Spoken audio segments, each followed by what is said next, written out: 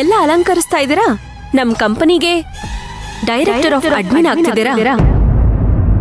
Congrats ಹೇಳದ್ ಬೇಡ್ವಾ?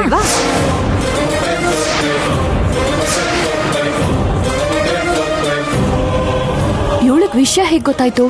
ಅಲ್ಲ ಅದು ಏನಿವೆ ಇರ್ಲಿ. ಥ್ಯಾಂಕ್ ಯು ಮಂತ್ರ. ಆದ್ರೂ ಮನೆಯಲ್ಲಿ ಈ ಫಾರ್ಮಾಲಿಟೀಸ್ ಎಲ್ಲ ಬೇಕಾ? ಏನೋ ಸಿದ್ಧಾರ್ಥ ಹೀಗೆ ಹೇಳ್ತೀಯಾ?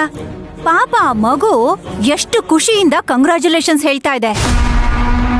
ನೀನ್ ನೋಡಿದ್ರೆ ಹೀಗ್ ಮಾತಾಡ್ತೀಯಲ್ಲ. ಒಂದ್ ತಿಳ್ಕೊಸಿದ್ದು, ಒಳ್ಳೇದ್ ಹೇಳಕ್ಕೆ, ಒಳ್ಳೇದು ಬಯಸಕ್ಕೆ ಒಳ್ಳೆ ಮನ್ಸಿರ್ಬೇಕು. ಅಂಥ ಒಳ್ಳೆ ಮನ್ಸು ನಮ್ ಮಂತ್ರನ ಹತ್ರ ಇದೆ. ಪಾಪ ಈ ಒಳ್ಳೆ ಮನಸ್ ಬಗ್ಗೆ ಈ ಮನೇಲಿ ಕೆಲವ್ರಿಗೆ ಅರ್ಥನೇ ಆಗಲ್ಲ.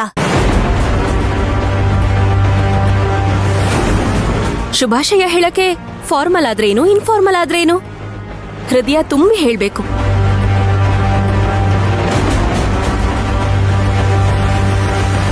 ನಿಮ್ಗೊಂದ್ ವಿಷಯ ಗೊತ್ತಾ? ನೀವ್ ಬರ್ತಾ ಇರೋದ್ರಿಂದ ನಮ್ ಕಂಪನಿ ಶೇರ್ಸ್ ಲೆವೆಲ್ ಬೇರೆನೆ ಹೋಗ್ಬಿಡುತ್ತೆ. ಆ ಸಂತೋಷದಲ್ಲಿ ಹೇಳ್ತಾ ಇದ್ದೀನಿ. ಏನ್ರಿ, ನಾನ್ ಹೇಳ್ತಾ ಇರೋದ್ ಸರಿನಾ? ಹೌದು ಮಂತ್ರ.